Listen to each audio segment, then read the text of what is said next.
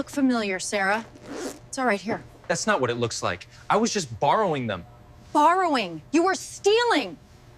When I accepted the assistant manager position at Applewood Electronics, I thought it would be a step forward in my career. What I didn't expect was that my boss, Mark, would treat it as his personal vacation pass. The man could disappear faster than a notification from a buggy app. Every time the store got busy, he magically had important managerial tasks to take care of, and those tasks always happened to be located anywhere except inside the store. Usually at bars, judging by the faint smell of liquor on him when he returned.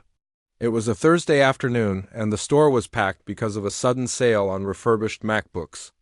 I had been on my feet for 4 hours without a sip of water when Mark strolled out of his office, jingling his car keys like he had just won a prize. "All right, champ," he said, giving my shoulder a patronizing pat. "I'm heading out for a while. Handle things, will you?" "Sir, we're slammed," I said, gesturing toward the crowd of customers. "We need both managers present." He shrugged. "Look, assistant managers assist, managers manage. And I'm managing my stress. Be a team player," and with that brilliant piece of leadership advice, he walked out the door. The other employees looked at me with a mix of sympathy and frustration. I couldn't blame them. We all knew who actually kept this place running, and it certainly wasn't the guy with manager printed on his name badge, but arguing with him was pointless. Complaining to corporate hadn't helped either. He always had some slick explanation ready, and he had been here long enough to have friends in the right places, so we all suffered quietly until that day. Around 6 in the evening, a customer stormed inside waving a receipt. "Is your manager here?" she demanded. My coworkers, almost in unison, turned their heads toward me. I forced a polite smile. "I'm the assistant manager." "How can I help?" She slammed an iPhone box on the counter. I was told yesterday that if the issue persisted, the manager would approve a full replacement. The issue persisted. I called today and the manager said he'd be here all day, so where is he? Oh, he was definitely managing stress somewhere with loud music and cheap beer. "I'll take care of it," I said, keeping my voice calm. "Give me 5 minutes." I checked the logs, and sure enough, Mark had made a note promising her a replacement, probably because he wanted to end the conversation quickly. I approved it, processed the paperwork, and handed her a new device. She left satisfied, but that wasn't what triggered what happened next. Because 10 minutes later, she returned, this time on a video call with corporate customer service. "Is this the assistant manager?" the rep on the call asked. "Yes," I said, confused. "We've received multiple complaints today that your store's manager has been unreachable and unresponsive. Could you confirm his whereabouts?" The customer raised a brow like she already knew the answer. I could have lied. I could have covered for him like always. But something about the exhaustion in my coworkers' faces, the mess he left us in every day, the disrespect, it all combined into one final breaking point, so I told the truth. "He left the store 4 hours ago," I said. "We've been running everything without him." "This isn't the first time." The woman on the screen paused. "Thank you for your honesty.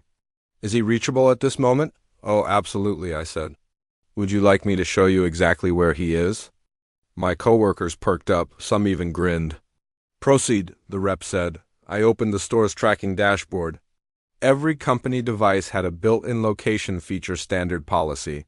Mark never bothered to disable it. I enlarged the map, and there he was, a blinking blue dot located precisely at JJ's Bar and Grill, 3 blocks away. The rep went silent for a long moment. "Can you confirm this is his assigned work phone?" she asked. "Yes," I said, clicking into the device profile. "Last active 37 minutes ago. Battery at 60%. "Thank you," she said. "Please stay available. We may need further verification." The customer who had started all this whispered, "Wow." About 15 minutes later, Mark burst through the door smelling like he had showered in alcohol. His hair was messy, his shirt half untucked, and his face red not from embarrassment, unfortunately, but from however many drinks he'd had. "All right, people," he shouted too loudly. "Who's ready to close up early?" Every customer in the store stared at him. My coworkers stared at him. The customer who had complained actually stepped aside like she wanted a perfect view of the incoming train wreck. Mark stumbled toward me. Why's everyone looking at me like that? What did you, genius? Before I could answer, the store phone rang. I put it on speaker.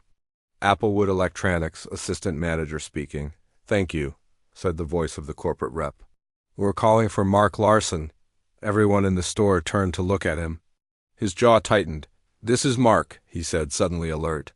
Mr. Larson, she said crisply, we have reviewed multiple reports and verified your device location. You are hereby suspended effective immediately pending investigation. Turn in your store keys and corporate device to your assistant manager. Security will be notified. The store fell into a silence so complete you could hear a mouse sneeze. Mark's face drained of color. Now hold on, he said quickly. There must be some misunderstanding. There is no misunderstanding, the rep said. We have all the necessary evidence. Your assistant manager will be acting manager until further notice. Click. The call ended. Mark stared at me like I had personally betrayed him by breathing. You, he hissed. You ratted me out. No, I said, keeping my voice steady. You did that to yourself.